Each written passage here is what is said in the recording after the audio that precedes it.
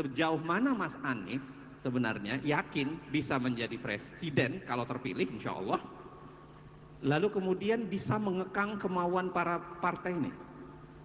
Karena kan ini sebagian partai yang sebenarnya mengusung Pak Jokowi juga, yang itu pindah saja ke Mas Anies sekarang kan, sebagian kan begitu. Gimana? Jadi kekhawatiran yang sama bisa jadi muncul Ya, nanti. apa jaminan buat publik bahwa apa yang dilakukan Pak Jokowi di 2014 itu tidak terulang di Mas Anies tak kalakan terpilih di 2024? Apa jaminannya? Gitu? Apakah bagi-bagi jabatannya tetap ada? Apakah akan membiarkan terus peng-peng gejala penguasa sekaligus pengusaha itu terjadi? Apakah membiarkan konflik kepentingan terus terjadi? Lalu berhadapan dengan partai yang relatif sama sebenarnya, yang dulu juga menjadi begitu di zaman Pak Jokowi. Monggo Mas. Begini, pertama ketika mencoba memprediksi apa yang akan dikerjakan besok, maka prediktor terbaik adalah perilaku yang dikerjakan kemarin.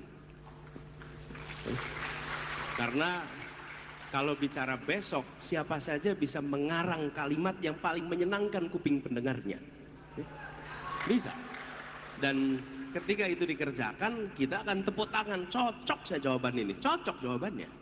Tapi terlaksana apa tidak, tergantung rekam jejak. Rekam jejaklah yang membuktikan apakah bisa diikuti atau tidak. Nah, jadi saya ingin tunjukkan bahwa ketika kami bertugas di Jakarta, ada 23 janji. Oke. Kami eksplisit, ini janji, dan disebutnya bukan program, janji. Lalu janji itu boleh diassess, dilaksanakan apa tidak. Jadi boleh dilihat, alhamdulillah 23 janji itu terlaksana di Jakarta dengan tuntas. Oke. Padahal di situ ada tantangan pandemi dan lain-lain. Jadi bahkan ketika kami menandatangani kontrak-kontrak politik di Jakarta, salah satu pertanyaan paling sering ditanyakan warga Jakarta pada masa kampanye itu, Pak, ini kami tanda tangan kontrak politik, nanti Bapak 2 tahun tahu-tahu pergi dari Jakarta. Karena mereka punya pengalaman, tanda tangan kontrak, lalu yang tanda tangan tidak ada. Oke? Nah, malah yang kami kerjakan adalah kami menuntaskan semua kontrak politik yang ditandatangani sebelum kami untuk memastikan rakyat percaya kepada negara. Itu yang kami kerjakan. Jadi bukan hanya kontrak politik kami, tapi kontrak politik yang sebelumnya itu kami tanda tangani ulang dan kami laksanakan.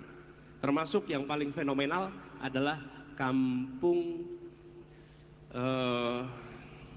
di Pelumpang ini, Tanah Merah yang kemudian kemarin ada kebakaran. Itu adalah salah satu. Jadi gini Mas Uceng, jadi kami melihat bahwa ke depan apa yang kami janjikan kami taker. Kami tidak mau menjanjikan yang kami tidak bisa lakukan. Kami akan menjanjikan yang kami bisa lakukan. Nah, ada satu hal dalam konteks ini, Pak Uceng, bahwa salah satu masalah utama adalah kita tidak secara tegas mengkomunikasikan apa yang harus menjadi visi kita bersama, apa yang harus dikerjakan oleh semua partai bersama. Semua percakapan-percakapan ini yang terjadi adalah praktek negosiasi antar partai, tapi tidak ada visi bersama yang jelas. Jadi kalau ditanya visinya apa, nggak bisa jawab visinya apa. Nah, kami melihat kita menurut hemat kami harus punya kesepakatan bila negara membiarkan praktek seperti ini.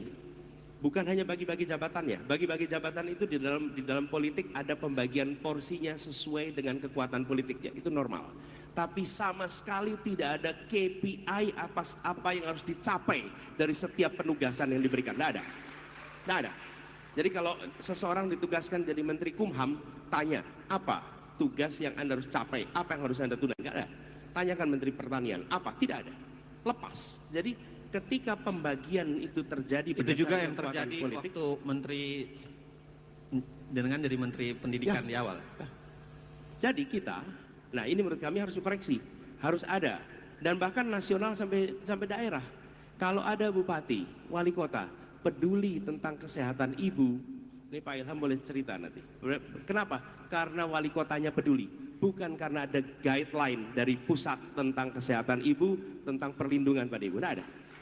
Jadi Kang Uceng, yang menjadi problem menurut kami tidak ada kejelasan arah yang benar pegangan semua. Lalu yang kedua, ada satu aspek yang ini reformnya nggak akan sederhana, yaitu pembiayaan politik. Karena pembiayaan partai politik, pembiayaan kampanye yang selama ini terjadi tidak pernah dikerjakan secara institusional. Kita sudah melakukan reform elektoral, kita reform hubungan pusat daerah, kita melakukan reform terkait dengan antar lembaga-lembaga tinggi negara. Tetapi reform soal pembiayaan politik ini belum. Dan ini yang kemudian menjadi salah satu hulu persoalan mengapa terjadi praktek korupsi dan mengapa terjadi transaksi yang membuat kekuasaan tidak dijalankan untuk tujuan kepentingan publik tapi kepentingan mikro lainnya. Nah, kami ingin memasukkan itu menjadi bagian dari reform yang dikerjakan.